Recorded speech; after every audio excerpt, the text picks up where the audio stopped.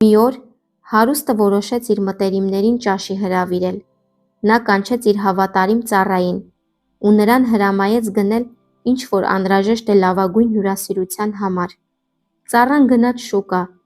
և գնեց միայն լեզուներ ու դրանցից տարբեր ճաշատեսակներ պատրաստեց։ Երբ հյուրերը հավաքվեցին համտեսելու իրենց համար պատրաստած ուտելիքները,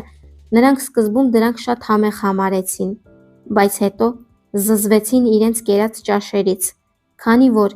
բոլորը լեզվից էին պատրաստված։ Տանտերը զայրացավ իր ծառայի վրա և նրան ասաց. «Միթե քեզ չհրամայեցի ամենաընտիր բաներն առնել հյուրասիրության համար, իսկ ինչու ես միայն լեզուներ գնել»։ Ծառան պատասխանեց. «Ով տեր իմ, ես կյանքումս չեմ հանդիպել լեզվից ավելի ախորժալի որևէ բանի։ Լեզուն մեզ կապում է մարդկանց հետ,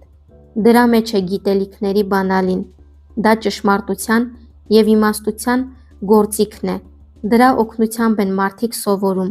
դրանով գովաբանում են Աստծուն»։ Մի ուրիշ անգամ, երբ տերը մտերիմներին որոշեց կրկին ճաշի հրավիրել,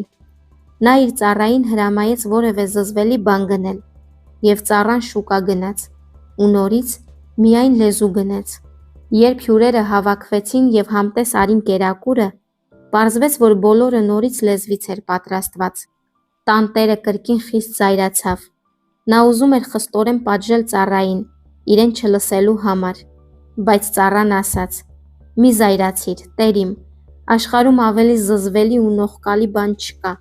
քան լեզուն։ Միթե դա չէ բոլոր խռովությունների ու երկպառակտությունների պատճառը։